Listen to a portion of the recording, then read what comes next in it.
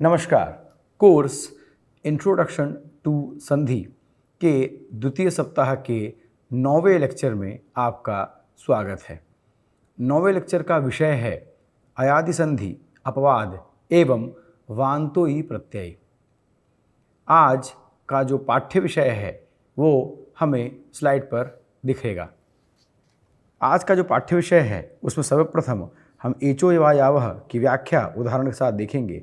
उसके बाद उसके कुछ अभ्यास करेंगे और उसी क्रम में यथासंख्यम अनुदेशः समानाम सूत्र को समझते हुए इत संज्ञा रूपी कुछ विचार करेंगे।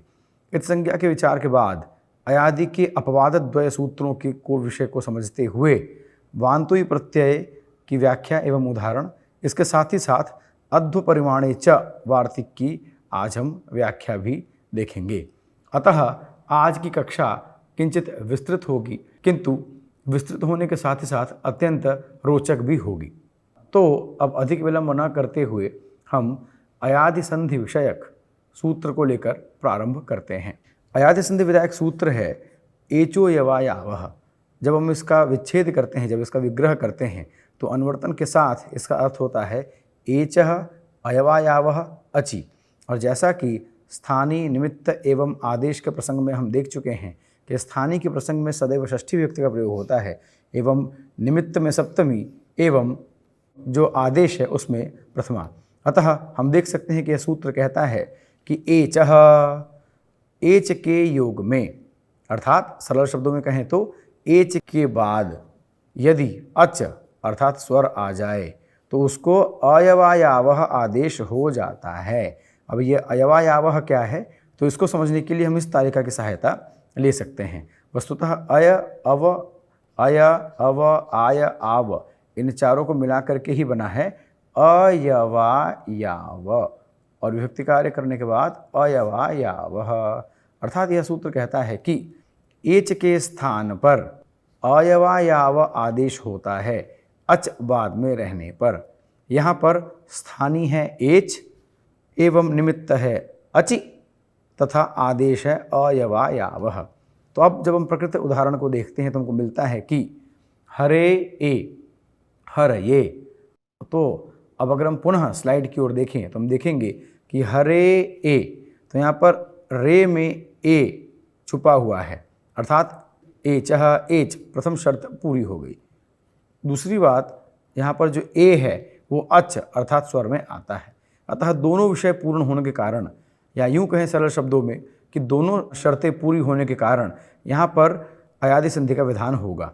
एवं अयादि संधि के विधान में ए को अय आदेश होगा, जैसा कि हमको यहाँ पर दिख रहा है। अर्थात ए को अय आदेश हो गया। अब हम वर्ण संहिता कर लें तो हरय ए एवं वर्ण संहिता के द्वारा हर ये, यह रूप सिद्ध होता है। अर्थात एचो यवायावह अयादि संधि विधायक सूत्र है, जिसके द्वारा अयादि संधि की हमें प्राप्ति होती है। अयादि संधि से तात्पर्य है अय, अव, आय, आव। वस्तुतः अयादि संधि विषयक सूत्र किंवा अयादि संधि विधायक सूत्र एचो यवायावह है, हम ऐसा भी कह सकते हैं। अस्तु, इसी प्रकार से अगर हम अन्य उदाहरण देखें तो ये है जो 3 उदाहरण हमको दिखते हैं, जो कि लघु सिद्धांत कौमुदी की अभ्यास में भी हमको प्राप्त होता है। अब यहाँ देखें, पुनश्च यह सूत्र क्या कहता है कि एच के योग में यदि अच आता है, यानी एच के बाद अगर अच आ जाता है, एच के बाद यदि अच आ जाता है तो एच को अयवायावह आदेश हो जाता है। इसी प्रकार से यहाँ पर देखें, विष्णु में ओ में जो है वो एच में आता है। एच का प्रसंग भी यहाँ पर दिया हुआ है, तो एच अर्थात ए ओ आई औ। तो यहाँ पर विष्णु में जो ए है वो एच में परिगणित होता है। इसीलिए यहाँ पर नंबर 1, नंबर 2, जैसे नंबर 1, नंबर 2, उसी प्रकार से अगर हम देखें तो विष्णु में ए आया, उसके बाद में जो ए है ये अच है, अर्थात दोनों शर्तें पूरी हो गई, दोनों शर्तें पूरी हो गई। अतः यहाँ पे अयादि संधि के कारण ओ को अव आदेश होगा, विष्णव ए, वर्ण संहिता विष्णवे। इसी प्रकार से पौ अकह, पौ में जो औ है वो एच के अंतर्गत आता है, एवं जो अकह में जो अ है वो अच अर्थात स्वर है। अतः पौ अकह, तो औ को हो गया आव आदेश, औ को हो गया आव आदेश। तो इस प्रकार से पाव अकह पावकः, नई अकह, नई यहाँ पर ऐ एच में परिगणित होता है एवं अक अर्थात स्वर यहाँ पर उपस्थित है, अतः ऐ को आय आदेश होकर नाय अकह नायकः इस प्रकार से बन जाता है। अर्थात विष्णवे, पावकः, नायकः इत्यादि रूप इससे सिद्ध हो सकते हैं। अब अगर हम अभ्यास की बात करें तो जितने भी यहाँ पर अभ्यास हमको दिख रहे हैं वो सभी अयादि संधि के द्वारा सिद्ध होते हैं। यहाँ तक कि श्रीमद् भगवत गीता के द्वितीय अध्याय का जो 23वां श्लोक है, जो कि अत्यंत प्रसिद्ध श्लोक है, जहाँ पे कहा जाता है नैनम छिन्दन्ति शस्त्राणि नैनम दहति पावकः न चैनम क्लेदयन्त्यापो न शोषयति मारुतः। अर्थात यह विषय सभी को स्पष्ट है कि न अस्त्र के द्वारा, न अग्नि के द्वारा, न आप के द्वारा, न वायु के द्वारा किसी भी प्रकार से आत्मा को हन्यता या आत्मा को नहीं मारा जा सकता। अस्तु, तो यहाँ पर जो पावक शब्द है वो वस्तुतः अयादि संधि का ही उदाहरण है। इस प्रकार से हम ये देख सकते हैं कि अयादि संधि का उदाहरण लोक के साथ साथ शास्त्रों में भी समान रूप से हमें प्राप्त होता रहता है। इसी के साथ अब यहाँ पर एक शंका उत्पन्न होती है। शंका क्या उत्पन्न होती है? शंका यह उत्पन्न होती है कि एच के स्थान पर अयवायाव आदेश होता है। अर्थात अगर हम देखें तो एच अर्थात ए ओ ऐ औ, तो यहाँ पर ए के स्थान पर अय, ओ के स्थान पर अव, ऐ के स्थान पर आय एवं औ के स्थान पर आव आदेश होता है। तो यह तो हमने बना लिया, जैसा कि अब हम स्लाइड में देख सकते हैं। यहाँ पे एच को अयवायाव आदेश होगा तो ए को अय, ओ को अव, ऐ को आय, औ को आव। किंतु प्रश्न यह उठता है कि यही क्रम क्यों? हम अगर क्रम को बदलना चाहें तो क्या बदल सकते हैं क्या? तो सामान्यतः इसका उत्तर में पता है कि हम नहीं बदल सकते, पर जो नहीं बदल सकते इसकी कोई परिभाषा या कोई नियम तो होना चाहिए। तो नियम क्या है? तो नियम है यथासंख्यम अनुदेशः समानाम। अर्थात जब उसको तोड़ते हैं तो मिलता है यथासंख्यम अनुदेशः समानाम। अर्थात जहाँ पर स्थानीय और आदेश दोनों समान संख्या में होते हैं, दोनों समान संख्या में होते हैं, वहाँ पर आदेश क्रम से होता है। अर्थात यहाँ पर एच में 4 स्थानीय हैं, 4 स्थानीय होने के कारण यहाँ पर एवं आदेश भी चूंकि 4 हैं, अतः 4 स्थानीय एवं 4 आदेश होने के कारण क्रम से यहाँ पर नियम का विधान होगा, अर्थात क्रम से यहाँ पर आदेश होगा।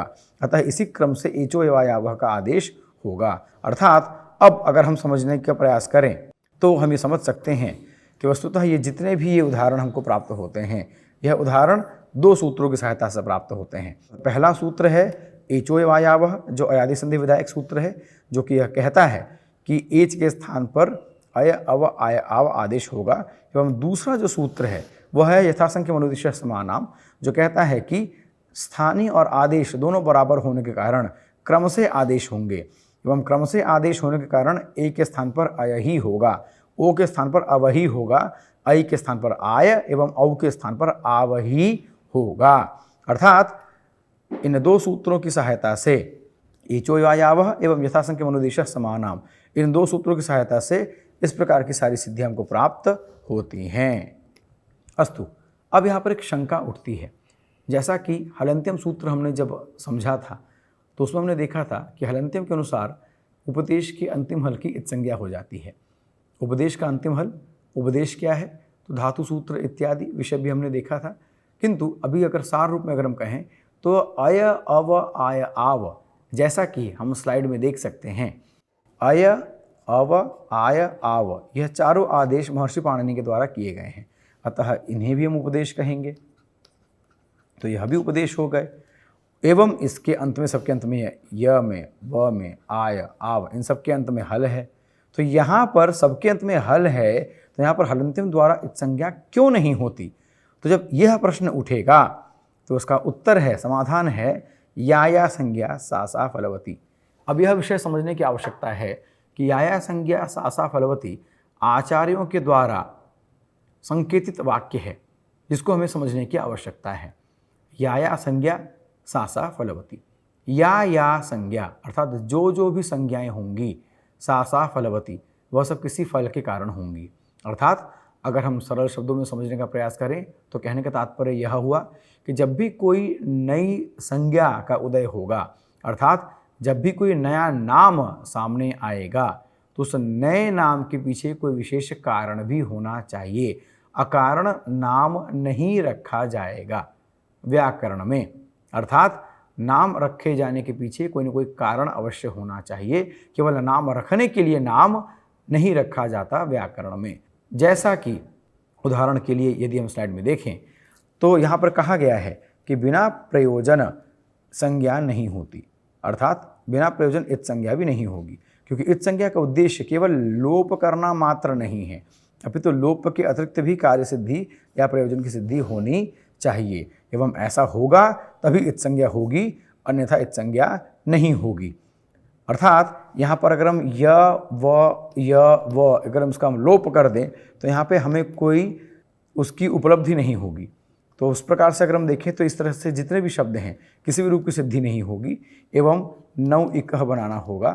तो हम यहाँ पर इकह की जगह जो आव आएगा, अर्थात हमें यहाँ पर अगर नौ इकह बनाना पड़ेगा तो नौ इकह में हमें अगर यहाँ पर नौ को आव बनाना होगा एवं हम वह का लोप कर देंगे तो फिर यह बन ही नहीं पाएगा, यह अनवस्था हो जाएगी, वस्तुतः नाविका शब्द बन ही नहीं पाएगा।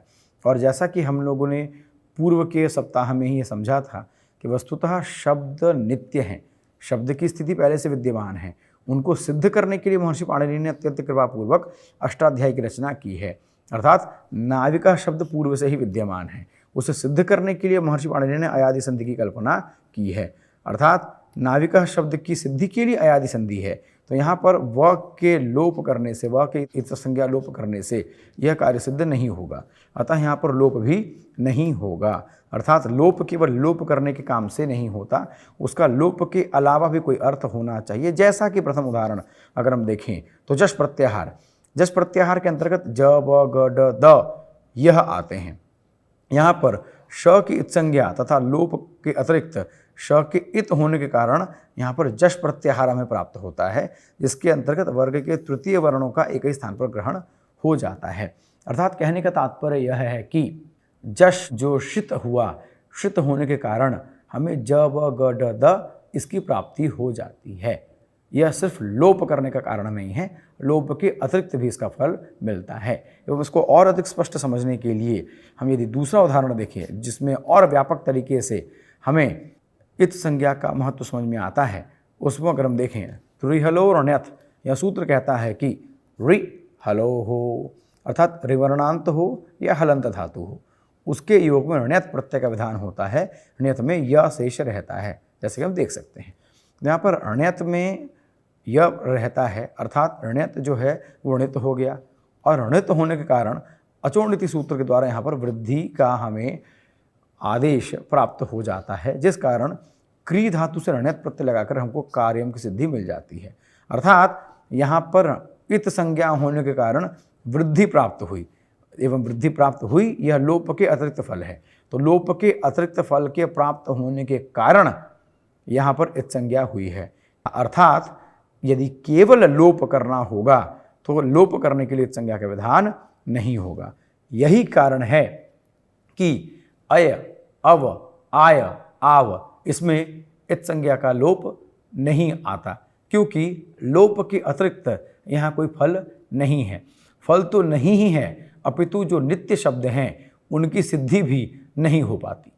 इसके साथ एक अध्यात्म विषय भी यह है, यदि हम देखें तो एक विषय है कि यथासंख्य अनुदेश समानाम कहता है कि आदेश और स्थानीय बराबर होंगे तो क्रम से होंगे। जैसा कि हमने अभी देखा कि एच के स्थान पर अय अव आय अव आदेश हो गया, परंतु यहाँ पर देखिए कि महर्षि पाणिनि ने किस प्रकार से व्याकरण की रचना की है कि उन्होंने हर विषय को इतने क्रमबद्ध तरीके से रखा है कि उनकी बुद्धि प्रतिभा का हमको अगर एकांश में मिल जाए तो हमारा कल्याण हो जाए। यह कहने का तात्पर्य क्या है, अभी हम यहाँ पर स्लाइड में देखते हैं। जैसा कि ए के स्थान पर अय आदेश, ओ के स्थान पर अव आदेश, आई के आय, औ को आव आदेश हुआ। अब यहाँ पर देखिए यह जो सूत्र जो में जो अयवा यावह जो हमको प्राप्त होता है, यहाँ पर यह अयवा यावह बना ही अय अव आय आव से है, अर्थात अय धन अव धन आय धन आव। तो यहाँ पर भी एक विषय देखिए कि भले ही स्थानीय और आदेश क्रम से होंगे, किंतु यहाँ भी प्रकारांतर से कहीं न कहीं उच्चारण स्थान की अंतरंगता का ध्यान रखा गया है। यदि हम देखें तो अब उच्चारण स्थान क्या है यह आप देखेंगे। एदेतौः कंठ तालु और इचुयशा नाम तालु, तो कहीं ना कहीं तालु की अंतरंगता इन दोनों में विद्यमान है। इसी प्रकार से स्थिति इन सभी के साथ है, अर्थात क्रम से आदेश होने के बाद भी जो उच्चारण स्थान का महत्व है वो कम नहीं होता। इस विषय को यह सूत्र एवं अयवायावह उभय मिलकर के सिद्ध करते हैं कि उच्चारण का महत्व सदैव विद्यमान रहेगा। अतः यथासंख्यम अनुदेशः समानाम एवं अयवायावह, यह दोनों सूत्र की स्थितियां हमें स्पष्ट करती हैं कि उच्चारण स्थान का साम्य अथवा उच्चारण स्थान की अंतरंगता सदैव काम देती है, सदैव प्रयोग में व्याकरण में आती है। इस प्रकार से हम इस विषय को समझ सकते हैं तथा इस विषय को समझने के साथ ही साथ अयादि संधि का अपवाद भी द्रष्टव्य है। अयादि संधि के अपवाद स्वरूप दो सूत्र हमको प्राप्त होते हैं, अर्थात कहने का तात्पर्य यह हुआ कि एंगः पदांतादति, यह सूत्र कहता है कि एंग के पश्चात अगर अत अर्थात अ आ जाए तो पररूप संधि हो जाती है। जैसे वने अस्मिन वने अस्मिन, तो यहाँ पर अयादि संधि प्राप्त हो सकती थी, किंतु उसका बाध कर या उसके प्रवृत्ति को रोक करके एंगः पदांतादति पररूप संधि का विधान कर देता है। इसी प्रकार से प्रगृह्य संज्ञा भी, जैसे पचेते इमे, यहाँ पर भी अयादि संधि का प्रसंग हो सकता था, परंतु उस प्रसंग का अवकाश ही नहीं आता पृथक प्रक्रिया अचिनित्यम के द्वारा प्रकृति भाव होने के कारण। इस प्रकार से अयादि के अपवाद स्वरूप हमें दो सूत्र प्राप्त होते हैं, एंगः पदांतादति एवं पृथक प्रक्रिया अचिनित्यम। अब अयादि संधि के अपवाद के बाद विषय आता है वांतो ही प्रत्यय सूत्र का। तो यदि हम सूत्रार्थ करें अनुवर्तन के साथ तो हमको प्राप्त होता है कि जैसा कि हम साइड में देख सकते हैं, एचः वान्तः ही प्रत्यये, तो एचः वान्तः ही प्रत्यये, पुनश्च ही प्रत्यये सप्तमी विभक्ति है, अर्थात ये निमित्त हो जाएगा। एचः, तो हमें एचः यानी हमें स्थानीय प्राप्त हो गया, और वान्तः अर्थात यहाँ पे हमें आदेश भी प्राप्त हो गया, अर्थात स्थानीय, निमित्त और आदेश तीनों की प्राप्ति हमें यहाँ पर मिल जाती है। तो यह सूत्र कहता क्या है? यह सूत्र कहता है कि ओ अथवा औ के पश्चात यदि यकारादि प्रत्यय का विधान हो जाता है, पुनः दो विषय हैं, या सरल शब्दों में कहें तो दो शर्तें हैं। ओ अथवा औ के पश्चात यदि यकारादि प्रत्यय आ जाता है, जैसे कि गो, यहाँ पर ओ अंत में है, यत यकारादि प्रत्यय, अर्थात दोनों शर्तें, दोनों विषय पूरे हो जा रहे हैं। तो पुनश्च यह सूत्र कहता है कि ओ अथवा औ के पश्चात यदि यकारादि प्रत्यय आ जाए, ओ अथवा औ के पश्चात यदि यकारादि प्रत्यय आ जाए तो ओ को अव एवं औ को आव आदेश हो जाता है। अव आव वान्तः व अंत में, अर्थात तो अव अथवा आव आदेश हो जाता है। जैसे कि गो धन यत, तो गो में जो ओ है प्रथम शर्त पूरी हो गई, पहली शर्त पूरी हो गई, पहला विषय पूरा हो गया। यत यकारादि प्रत्यय आ गया, यकारादि प्रत्यय आ गया, तो यहाँ पर ओ को अब आदेश हो गया, तो बना गव यम, जोड़कर मिल गया गव्यम। इसी प्रकार से नौ औ की प्राप्ति, तत्पश्चात यत यकारादि प्रत्यय, तो औ को आदेश हो गया आव, नावयम नाव्यम, यह प्राप्त हो जाता है।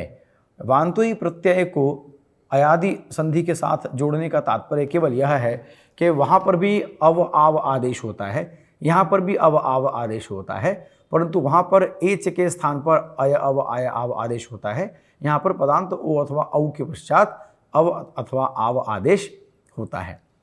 इसी प्रकार से वान्तोई प्रत्यय अपने एक वार्तिक के द्वारा अपने अर्थ को संपूर्ण करता है। जैसा कि हम पूर्व सप्ताह में वार्तिक के विषय में समझ चुके हैं कि वार्तिक वस्तुतः वार्तिककार आचार्य कात्यायन के द्वारा रचे गए हैं, जिसके माध्यम से यह स्पष्ट होता है कि सूत्र के विस्तार अथवा सूत्र के संकोच के विषय में हम कैसे विषय को लेकर आगे बढ़ सकते हैं। वस्तुतः विस्तार विषय ही यहाँ पर अधिक उपयुक्त है। तो यहाँ पर यह कहा गया है कि अध्व परिमाणे च, अर्थात ओ अथवा औ के पश्चात यकारादि प्रत्यय हो तो अब आदेश होगा या आव आदेश होगा।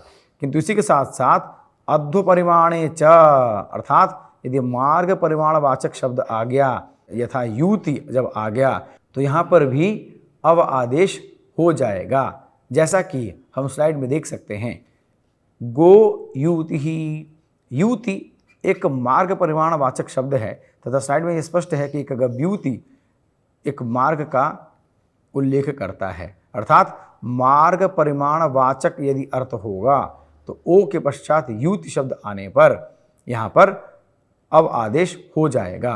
अर्थात गो यूति, तो गो को ओ को अब आदेश हो गया, गव यूति ही जोड़ दीजिए, गव्यूति ही वर्ण संहिता।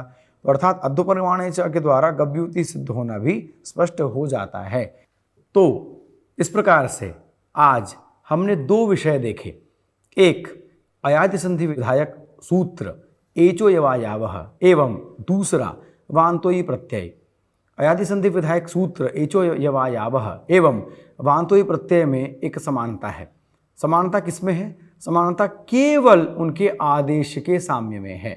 अर्थात जैसे कि एच में अर्थात ए ओ ऐ औ को अय अव आय आव आदेश हो जाता है, उसी प्रकार से वहाँ पर पदांत ओ अथवा औ को अव अथवा आव आदेश होता है। तो आदेश साम्य के कारण इसको लघु सिद्धांत कौमुदी में अथवा सिद्धांत कौमुदी में अयाति संधि के समक्ष, अयाति संधि के निकट रखा गया है। इसके साथ साथ हमने जो विषय देखा वो इतसंज्ञा विषयक विचार भी आज हमने किया। अर्थात आज की कक्षा का सार यदि हम देखें तो उसमें मुख्य रूप से तीन विषय हैं। प्रथम विषय था अयाति संधि विधायक सूत्र एवं उसका उदाहरण जो कि हमने देखा। द्वितीय विषय रहा वान्तोयी प्रत्यय। तृतीय विषय रहा जो अयाति संधि का जो अपवाद था। किंतु इन तीन विषयों के अलावा जो एक गौण विषय प्रतीत होता है, परंतु वह एक प्रकार से गौण नहीं अपितु तो अत्यंत महत्वपूर्ण विषय है। तो हम कह सकते हैं कि 3+1 अर्थात 3+1, 3 धन 1 यानी कुल मिलाकर 3 नहीं, हमने आज 4 विषय देखे, जिसमें अयाति संधि की परिभाषा, उदाहरण, व्याख्या के साथ उसका अपवाद देखा, वान्तोयी प्रत्यय देखा एवं इत्संज्ञा का विचार हमने देखा। यह इत्संज्ञा का विचार व्याकरण के अध्ययन में अत्यंत उपादेय है, न केवल अयाति संधि के प्रसंग में अपितु वान्तोयी प्रत्यय के प्रसंग में भी यह इत्संज्ञा का प्रसंग लागू होता है। अर्थात इत्संज्ञा के प्रसंग में हमें समझने की आवश्यकता है कि इत्संज्ञा का विधान तभी होगा जब उस इत्संज्ञा का लोपातिरिक्त अर्थात लोप के अलावा भी कोई फल होगा, एवं यदि लोप के अलावा कोई फल नहीं है तो वहाँ पर इत्संज्ञा नहीं होगी। यही कहने का सार है। तो इस प्रकार से इन विषयों को ध्यान में रखते हुए आप लेकर के चलेंगे एवं आगे बढ़ते हुए विषयों का अध्ययन करते हुए, संधि का अध्ययन करते हुए अपने ज्ञान को परिपुष्ट बनाएंगे। इसी के साथ साथ यह ध्यान रखने की आवश्यकता है कि अयाति संधि में अय अव आय आव आदेश चूंकि यथासंख्य मनुदेश समानाम के द्वारा सिद्ध हो जाता है, किंतु इस आदेश के क्रम में भी उच्चारण स्थान की अंतरंगता अत्यंत महत्वपूर्ण है। अतः यदि अभी तक आपने उच्चारण स्थान पर पर्याप्त ध्यान नहीं दिया है तो अब भी समय है उच्चारण स्थान पर ध्यान देते हुए हमें आगे बढ़ना है, क्योंकि यह आपके संधि सीखने की प्रक्रिया को अत्यंत द्रुत गति से, अत्यंत तेजी से आगे ले जाने में सहायक सिद्ध होगा। इसी कथन के साथ आज की कक्षा का हम यहीं पे पूर्ण विराम करते हैं एवं अगली कक्षा गुण संधि को लेकर के हम प्रकट होंगे। किंतु उससे पहले अब तक पढ़े हुए 2 संधियाँ जो हम पढ़ चुके हैं, यण संधि एवं अयाति संधि, इनका पर्याप्त अभ्यास आप करेंगे एवं अभ्यास करते हुए लौकिक उदाहरणों पर भी आप ध्यान देंगे। जिन साहित्य का आप अध्ययन कर रहे हैं, जिन काव्य का अध्ययन कर रहे हैं या जिस दर्शन के ग्रंथ का आप अध्ययन कर रहे हैं, उसमें आप इनके उदाहरण को देखेंगे एवं अपने अभ्यास का परिमार्जन, परिशुद्धि करते रहेंगे। इसी कामना के साथ आप सभी को हार्दिक धन्यवाद।